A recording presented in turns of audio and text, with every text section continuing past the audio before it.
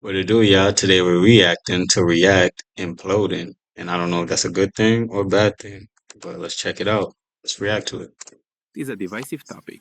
You either love it, hate it, or you've spent the last 5 years stuck with it at work while venting to your partner and promising yourself you'll switch jobs before losing your mind. The truth is that React has a lot going for it. It's been around for over a decade, it is backed by two powerful companies, it influenced every major framework, and whether you like JSX or not, it's impossible to pretend React hasn't earned its place. But with the latest advancements, I was feeling like maybe I'm too old, too busy, or maybe just too dumb to use this new modern flavor of React. And by the looks of it, this feeling was shared by many other developers. However, a recent blog post from Dan Abramov suggests the problem might not be us. Astro components, they have the Astro things they have executed extensively on the server or during the build. In other words, their code is never shipped to the client. What the fuck? What the fuck do you mean it's never shipped? So they can do things that client code cannot do. Read from After all, Dan is a core team member of the React team, and he spends most of his time explaining and shaping the mental models around React. Having a designated person in charge of explaining the mental models behind the UI library that paints buttons on the screen should already be a red flag, but this article is the cherry on top.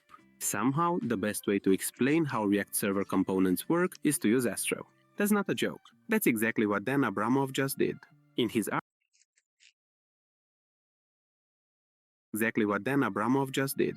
In his article, he walks you through Astro's mental model first, just to help you understand Reacts. That should tell you everything you need to know. If the people designing the system need to explain it with another system to make it make sense, maybe, just maybe, the system is too complicated. Let me explain. Astro is built on a simple idea. It has two separate, distinct worlds.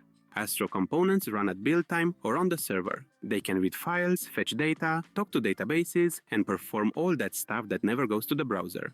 Client islands, on the other hand, run in the browser and use things like hooks or event listeners. Data flow.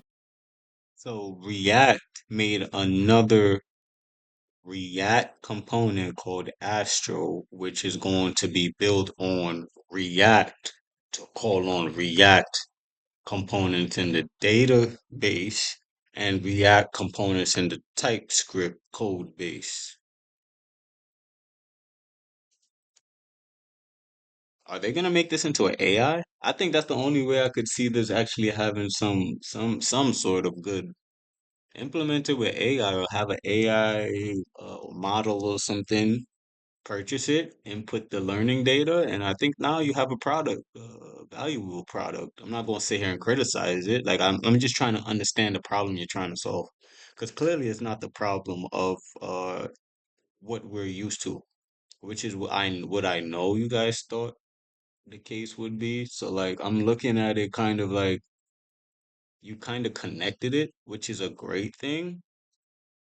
But now you connected it and no one knows this new language. So maybe you should tie it to an AI model so people could have someone to talk to rather than the person that's explaining it. I think. Flows in one direction from server to client. You can't render an Astro component from a client island because by the time the island runs, Astro has already done its job. It's clear, it's predictable, and most importantly, you know what runs where. Now, let's look at React server components. They also have two worlds. Server components run on the server and can do server stuff. Client components run in the browser and they do client stuff. Instead of Astro files and client directives, you get JavaScript files and a use client comment directive. But here's the catch. There's no file extension or clean separation between components to guide you. This is where the model starts to feel slippery, and it's why Dan had to explain it with Astro. It is more than obvious when you're in an Astro file running on the server, and it is clear when you cross into a client island. There's no confusion and no mental gymnastics.